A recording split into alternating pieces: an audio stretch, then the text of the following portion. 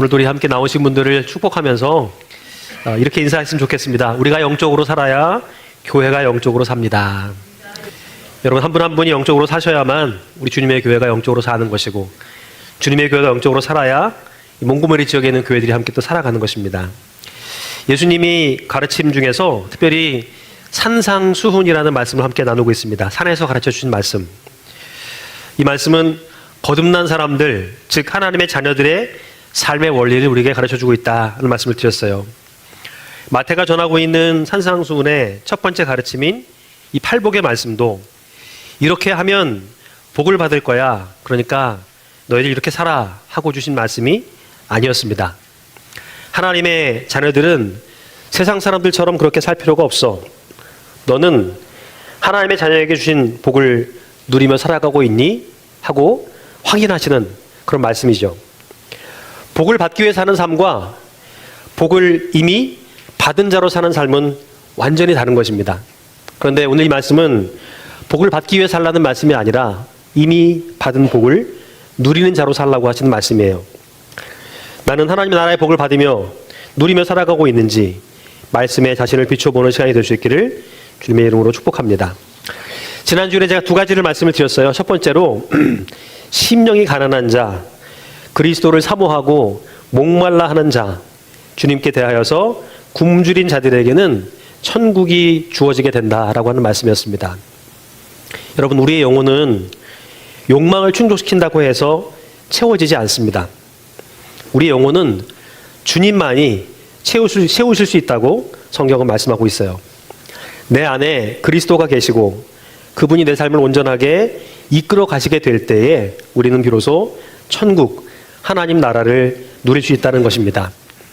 그런데 주님께 인정받는 것보다 남들의 평가와 또 칭찬에 더 목말라 하고 있다면, 죄송하지만 또 주님을 간절히 찾고 만나는 것보다 세상에서의 성공에 더 굶주려 계시다고 한다면 하나님 약속하신 행복을 누리며 사시지 못하시게 될 겁니다. 그렇게 남들에게 인정받고 성공한 것처럼 보이는 삶이 주는 행복은요, 그렇게 크지도 그렇게 오래 가지도 못하기 때문입니다. 왜냐하면 이 천국의 삶이라고 하는 거, 참된 행복을 누리는 삶이라고 하는 것은 심령이 가난한 사람들, 다시 말해 영혼이 깨어서 주님을 찾는 자들에게만 약속되어 있는 것이기 때문입니다. 이것이 예수님이 말씀하셨던 첫 번째 복의 키포인트였다는 거예요. 천국의 삶, 참된 행복을 누리는 삶은 심령이 가난한 사람들, 영혼이 깨어서 주님을 찾는 자들에게 주어지는 삶이라는 것이죠. 그러므로 오늘 나를 진정으로 행복하게 하는 것이 무엇인지, 나는 무엇에 목말라 하고 있고 무엇을 배고파하고 있는지 좀 진지하게 고민해 볼 필요가 있는 것입니다. 정말로 그 문제가 해결이 되고 나면 여러분, 우리는 행복해질 수 있을까요? 내가 꿈꾸는 그것을 내가 정말 이루고 나게 되면 우리는 행복해질 수 있을까요? 구약성경 전도서의 기자는요, 인생을 가치 있게 사는 방법을 전하면서 모든 것이 하나님의 손에 있으니 하나님을 경외하고 그 명령을 지키는 것이 우리의 본분, 마땅히 해야 할 일이다라고 그렇게 결론 짓고 있습니다. 많은 것들을 누려보았고 또 경험해보았고 살아보았지만 인생을 마무리하는 시점에서 삶을 돌아보게 되니 모든 게 하나님 손에 있었고 하나님을 경외하고 그 명령을 따르는 것이 내가 해야 될 일이었음을 알게 됐다고 고백하고 있다는 것입니다. 여러분, 우리 인생에서 내 힘으로는 안 되는 것들이 훨씬 더 많다는 것도 빨리 인정하셔야 됩니다. 또 내가 해야 될 것들이 있긴 하지만 내가 할 수 없는 일들이 더 많다는 것도 분명하게 여러분 알고 계셔야 돼요. 그래야 내게도 주님이 필요하다는 사실을 받아들일 수가 있기 때문에 그렇습니다. 곰곰이 생각해 보세요. 내가 해야 할 것들이 분명히 있긴 합니다만, 그러나 내가 할 수 없는 것들이 더 많은지 할 수 있는 것들이 더 많은지 한번 생각해 보면 좋겠습니다. 이것이 인정되지 못하면요, 우리는 계속해서 뭔가를 하게 될 것입니다. 아니, 하지 않고는 불안해서 견딜 수가 없을 거예요. 계속 뭔가를 해야 내가 위안을 찾을 수 있게 될 겁니다. 뭐라도 해야만 마음이 편할 테니까요. 그런데 그렇게 해서는 절대로 행복을 할 수가 없다는 것입니다. 예수님은 우리가 진짜로 행복하게 원하신다는 것이죠. 환난 날에 우리 위로와 힘이 되어주길 원하고 계시고, 그래서 주님을 찾는 사람들, 심령이 가난한 자들에게 복이 있다라고 말씀하고 계시다는 사실입니다. 예수님이 두 번째로 말씀하셨던 복은 애통하는 자에게 복이 있다, 슬퍼하는 사람은 복이 있다라고 하는 것입니다. 지난주에 심령이 가난해야 애통하는 마음을 가질 수 있다라는 말씀을 드렸어요. 오호라 나는 공고한 사람이로다. 이 사망의 몸에서 누가 나를 건져내랴. 사도 바울의 이 고백이 그리스도인들이 갖는 탄식이고 애통함이라고 이렇게 말씀하고 있다는 것입니다. 나는 어쩔 수 없는 죄인이고 내게는 영적인 공급이 필요하다는 것을 깨달아야 애통함을 느낄 수 있게 된다는 것입니다. 지금 내 발목을 붙들어 매고 있는 이 답답한 상황과 문제가, 환경이 문제가 아니라 지금 내 안에 있는 욕심과 교만이 하나님의 위로를 거부하고 있는 것이 더 큰 문제, 이게 진짜 문제라는 것을 알아야 된다는 거예요. 내가 정말로 애통해야 될 것이 무엇인지를 깨닫고 이러한 마음으로 주님 앞에 나오는 사람들에게 주님은 위로를 주신다고 하는 얘기입니다. 영적인 풍성함을 주신다는 얘기예요. 그런데 우리는 내가 처한 상황과 환경에 대해서는 애통해하면서도요, 정작 내 안에 있는 것들에 대해서는 애통해하지 않습니다. 당연히 다른 사람들 위해서도 애통해하지 못해요. 그러나 마음이 가난한 사람들은 성공이라고 하는 이름으로 포장된 죄로 가득한 세상 속에서 그 세상을 바라보며, 그리고 자신의 어리석음을 바라보면서 애통해야 한다라고 성경은 말씀하고 있습니다. 오호라 나는 공고한 사람이로다. 아, 나는 정말 비참한 사람입니다. 이렇게 고백하면서 나오는 사람들에게 주님의 위로를 경험하게 해주신다고 하는 얘기입니다. 2024년도에는 여러분 이러한 주님의 위로를 경험하는 저와 여러분 될 수 있기를 축복합니다. 지금 우리 삶에도 위로가 필요하지 않습니까? 정말 이대로 괜찮은가요? 주님의 도우심이 필요 없으세요? 주님의 위로가 필요하시다면 여러분들의 애통함을 들고 주님께 나아가시면 됩니다. 기도하면 된다는 것이죠. 지금 우리들은 사순절을 지내고 있습니다. 오늘 주보에도 제가 그렇게 썼는데요. 사순절은 기도하고 금식하는 때입니다. 자기에게 집중된 마음을 돌이켜서 하나님을 향해서 자기를 비우는 그런 때예요. 여러분, 기도하는 때에 기도하는 자들에게 하나님의 위로가 경험됩니다. 우리가 기도할 때에 하나님이 우리를 위로하세요. 이것이 믿는 자들에게 주시는 하나님의 복입니다. 그리고 이어서 세 번째로 주신 말씀 보시면 온유한 자에게 복이 있다라고 하는 말씀입니다. 온유한 자에게 복이 있다. 온유라고 하는 말 속의 의미를 좀 살펴보면 좋겠습니다. 이 말 속에는요, 길들여졌다라는 뜻을 가지고 있습니다. 길들여졌다. 다시 말해서 성경이 말씀하고 있는 온유한 자라고 하는 것은요, 하나님께 길들여진 사람이라는 뜻입니다. 이렇게 하나님께 길들여진 사람은 땅을 기업으로 얻게 될 것이다 라는 말씀입니다. 그만한 보상이 주어지게 된다는 뜻이죠. 지금은 중단된 걸로 알고 있는데요. 제가 예전에 플로리다에서 목회했을 때 시월드라는 곳에서 킬러 웨일, 샤무라고 하는 고래의 쇼가 있었습니다. 이렇게 생긴 고래입니다. 돌고래의 한 종류인데 굉장히 큰 고래예요. 그리고 이 고래가 이게 육지로 말하면 맹수 같은 거 그런 물고기여서, 물고기라고 표현하면 좀 그렇지만 어쨌든 바다에서는 포식자로 알려져 있는 그런 물고기입니다. 올카라고 부르는 그런 고래예요. 근데 포식자이기 때문에 다른 사람들은 킬러 웨일, 죽음의 고래, 죽이는 고래, 살인자 고래 이렇게 부르기도 합니다. 근데 이 고래가 80년 정도를 산다요. 80년. 그런데 이런 포식자를 데려다가 길들여서 쇼를 합니다. 그리고 그때마다 이 고래에게 보상을 줘요. 물고기를 줍니다. 근데 여러분, 성경이 말씀하고 있는 온유함이라고 하는 말의 뜻이 바로 이런 의미를 가지고 있다는 거예요. 온유함은요, 절대로 타고난 성품이 아니라는 것입니다. 날 때부터 주어진 성품이 아니라 광야를 통해서, 그리고 십자가를 통해서 하나님의 다루심을 입은 사람들이 얻게 되는 성품이라는 거예요. 온유함과 연약함은 다른 말입니다. 온유함은 진리의 말씀을 위해서 순교까지도 하게 만드는 그런 강함을 가지고 있어요. 온유함은 또 부드럽다는 말과도 다른 것입니다. 아무리 부드러운 사람이라고 할지라도 십자가의 은혜를 경험하지 못한 사람은, 즉 하나님의 다루심을 입지 못한 사람들은 온유하다고 말할 수 없다는 것입니다. 이게 바로 성경이 말씀하고 있는 온유함이에요. 온유함. 여러분, 예수님은 모든 걸 다 알고 계셨습니다. 거기에 대처할 만한 충분한 능력도 갖추신 분이었어요. 그런데 하나님 말씀에 순종하셔서 순종함으로 그렇게 십자가를 지셨습니다. 돌아가셨어요. 막지 못할 어떤 그런 능력이 없어서가 아니에요. 능력도 있으셨고 이런 일이 있을 것을 다 아셨지만 그럼에도 불구하고 순종하는 마음으로 온유하게 그 길을 걸으셨다는 것입니다. 성경은 이것을 온유함이라고 표현하고 있다는 것이죠. 그리고 이러한 온유함을 지닌 사람들이 이 땅에서 잘 되고 존귀한 자가 되어서 많은 영향력을 끼치며 산다고 전하고 있다는 것입니다. 여러분, 내게는 십자가로 다듬어지고 누그러진 성품이 있습니까?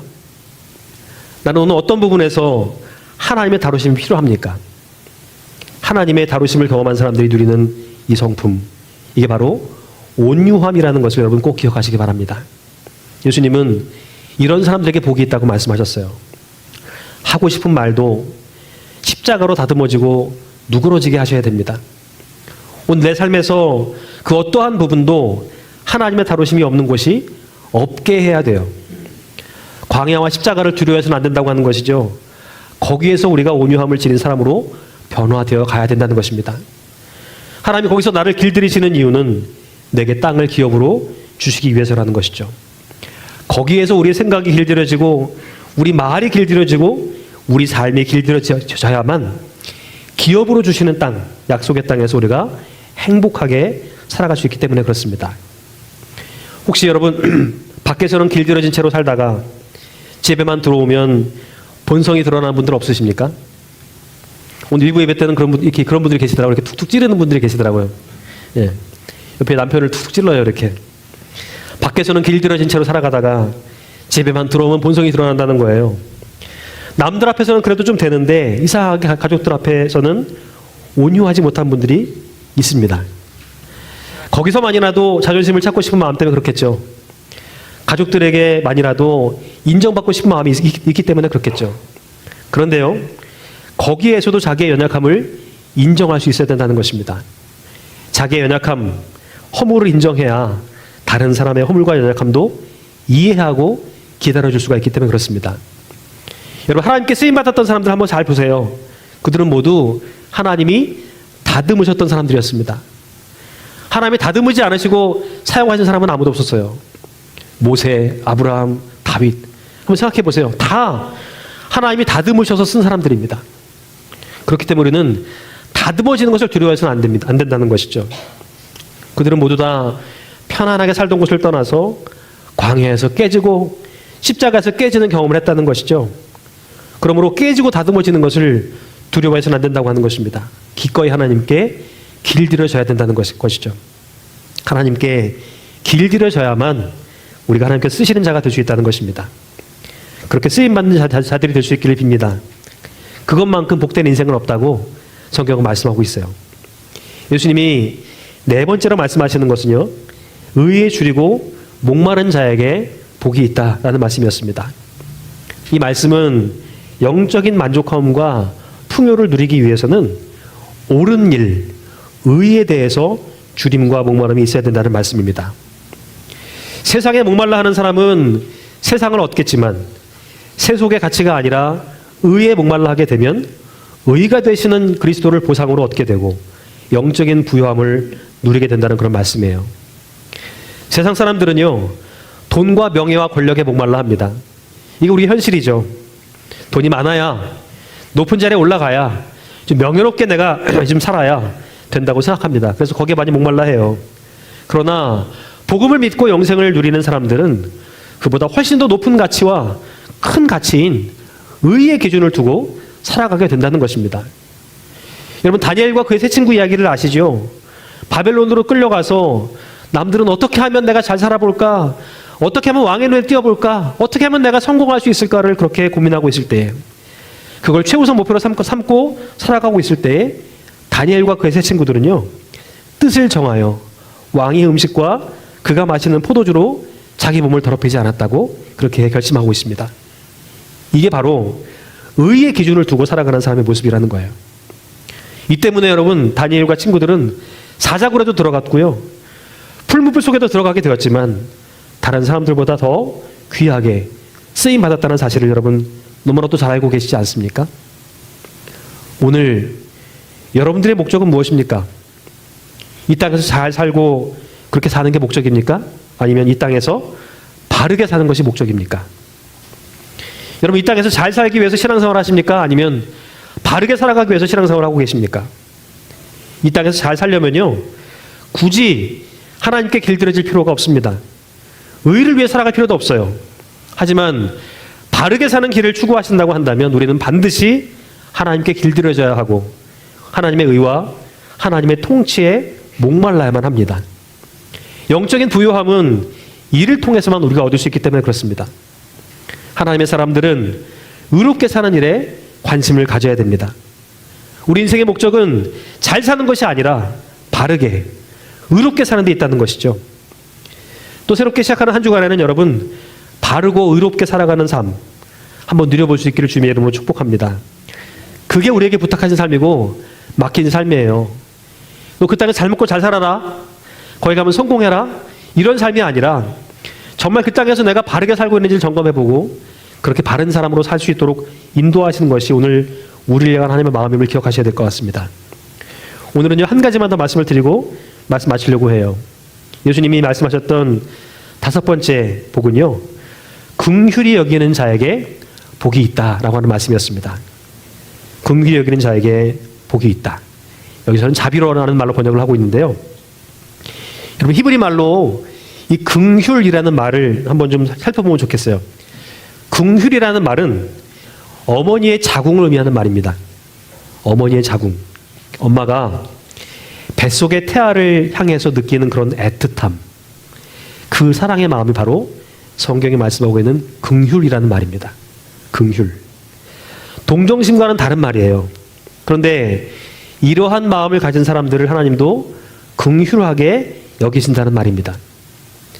저도 아이들을 키워보니까요. 때로는 아이들이 아파하거나 힘들어하게 될 때 그게 꼭 내 아픔인 것처럼 느껴질 때가 있더라고요. 저도 말로는요. 다 그러면서 크는 거야. 그래야 더 든든해지는 거야. 이렇게 말은 하는데 어느새 저도 모르게 아이들을 위해서 뭔가 하고 있는 제 모습 발견하게 될 때가 참 많습니다. 아이들이 부탁한 것도 아니고요.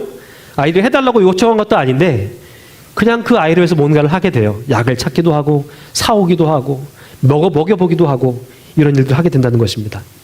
그런데 긍휼이라는 말이 바로 이러한 마음을 부모의 마음을 담고 있는 말씀이라는 것이죠. 심령이 가난하고 애통해하면서 온유하게 다듬어진 사람은 사람을 보는 눈이 달라진다는 뜻입니다. 여러분들의 사람 보는 눈은 어떠십니까? 여러분 잘 보고 계세요? 꼭 나가서는 잘하는 사람이 집에서는 꼭 그렇다고 남의 얘기는 잘 들으면서 꼭 사기당하고 이런 사람도 많잖아요. 보는 눈이 없어서 그런 거 아닙니까? 근데 여러분 우리 눈은 어떻습니까? 엄마는요 자식의 잘못에 대해서 기본적으로 용서하는 마음을 가지고 있습니다. 몇 개 하나 둘 세 개 이렇게 세는 분은 없어요. 엄마들은 다 이미 용서하는 마음을 가지고 아이들을 대합니다. 같은 잘못을 자꾸 반복하면 혼을 내기는 하지만요. 내가 몇 번까지만 용서해 주겠다고 말하는 부모는 거의 없습니다. 7번을 70번까지도 용서하라라고 하는 예수님 말씀은요. 바로 이런 의미예요. 세보지 않아도 굳이 그거 따져보려고 하지 않아도 그냥 용서하겠다는 마음, 그 결심 바로 7번을 7번까지도 용서하라는 말씀 속에 담겨진 의미라는 것입니다. 여러분 긍휼의 마음으로 하는 용서는요. 횟수나 그 크기와 상관이 없이 우리에게 주어지기 때문에 그렇습니다. 그런데 우리를 향한 하나님의 긍휼하심도 몇 번까지 내가 봐줄게 하고 손가락으로 세고 계시거나 야 이건 용서받기 좀 너무 크다. 작으니까 내가 용서해줄게. 이런 마음으로 대하고 있지 않다는 거예요. 그런데 우리들은 크기와 범위와 횟수를 굉장히 중요하게 여기죠. 내가 선을 넘은 것을 생각하지 않고 상대방이 선을 넘은 것에 대해서 지적할 때가 많습니다. 어떤 건 너무나도 커서 용서가 안 되는 것들 참 많아요. 하지만 심령이 가난하고 애통해하며 온유하게 다듬어진 사람들은 사람을 보는 눈이 달라지게 된다. 이게 오늘 예수님이 주신 말씀입니다. 사람들을 긍휼하게 바라보는 눈이 생긴다고 하는 것이죠. 사람들의 아픔과 불행에 대해서 그들을 대할 때에 긍휼하게 여기는 마음으로 그들을 돕고 세워주고 위로하게 된다는 그런 말씀입니다. 그리고 이런 사람들에게 하나님이 자비를 베풀어 주신다는 그런 말씀이에요. 나는 하나님께 어떠한 면에서 긍휼함을 입었는지 이 은혜를 통해서 내가 어떻게 달라졌는지를 한번 좀 생각해 보는 시간이 되면 좋겠습니다. 사순절은 특별히 우리가 이 은혜와 사랑에 주목해 보는 시간입니다. 다른 때와는 달리 이때만큼은 우리가 정말 하나님의 사랑과 은혜에 집중해 보는 그런 시간이에요. 이 절기를 통해서 우리도 다시금 하나님의 자비를 구하는 자들이 되어야 될 것입니다. 오늘 주보에도 제가 적어드렸지만 우리는 유다와 베드로 중에 한 사람이에요. 우리는 다 주님을 배신한 제자들입니다. 다 부인한 제자들이에요. 생각해 보세요. 여러분, 베드로만 3번 부인했습니까? 우리는 하루에도 3번씩 부인하지 않나요? 일주일에 몇 번씩 부인하는 사람들 아니에요? 예수님 없이 살 수 있다고. 그럼 잊어버린 채로 살고 있지 않습니까? 따지고 보면 우리도 다 주님 배신한 제자들이에요. 우리 중에 베드로도 있고 유다도 있다는 것이죠. 근데 여러분, 유다는 자기의 죄에 파묻혀서 하나님의 자비를 더욱더 더 이상 믿지 못했습니다. 결국 스스로 목을 매서 죽었어요. 그러나 베드로는 3번씩이나 부인하고 그렇게 주님을 떠났더라도 회개하고 통곡하면서 주님께로 돌아왔습니다. 애통해하며 돌아왔어요. 그리고 예수님이 이런 그를 회복시켜 주시고 다시금 제자로 삼아 주셨습니다. 저는 여러분께 이런 제자들이 되라고 한번 부탁드리고 싶어요. 우리가 살면서 때로는 도마의 모습을 갖기도 하고요. 때로는 요한의 모습을 갖기도 하지만 아무리 우리가 유다와 베드로의 모습을 가지고 있다 할지라도 다시금 베드로처럼 통곡하며 돌아가는 자들이 되었으면 좋겠습니다. 왜냐하면 그것이 하나님 우리를 향해 주시는 긍휼의 마음이기 때문이죠. 언제부턴가 죽을 수밖에 없는 나의 죄보다 다른 사람의 죄가 더 크게 보이지 않으십니까? 언제부턴가 내가 입은 그 은혜보다 내가 다른 사람에게 베푼 그런 작은 도움이 더 크게 느껴지지 않으세요? 내가 이렇게까지 했는데 어떻게 그럴 수 있어? 내가 이렇게까지 내가 널 도왔는데 어떻게 그럴 수 있니? 하면서 그 마음 때문에 실망하고 미워하고 그렇게 좌절하면서 관계를 끊어내고 있지는 않으십니까? 오늘 말씀 함께 들으시면서 다시 한번 우리가 잃어버렸던 그런 긍휼의 마음들을 다시금 되찾고 애통함과 영적인 가난함들을 함께 지닌 분들이 되셔서 주님 약속하신 복을 계속해서 누리는 우리 모두가 되기를 주님 이름으로 축복합니다. 우리는요, 복을 받기 위해 사는 사람들이 아니에요. 이미 복을 받은 사람으로서 그 복을 누리는 자들로 살아간다는 것입니다. 이게 팔복의 말씀을 통해서 우리에게 주신 말씀이에요. 여러분들은 누구예요? 이미 복받은 자들이라는 뜻이에요. 우리 옆에 있는 분들한테 이렇게 축복 한번 말해볼까요? 당신 복받은 사람입니다. 나는 깨닫지 못하지만 여러분들은 다 복받은 분들이에요. 어떤 면에서. 이제 중요한 건 내가 받은 복을 누리며 사는 데 있습니다. 여러분, 오늘도 계속해서 그 복을 누리며 살기를 함께 결단하시고 또 새로운 한 주간에도 사순절 2번째 주간을 열어가게 될 때에 하나님의 은혜를 기억하면서 다시금 십자가로 다듬어져 가고 하나님께 만져짐을 당하여서 온유한 자로 세워져 갈 수 있는 그런 한 주간이 될 수 있기를 주님의 이름으로 부탁을 드립니다.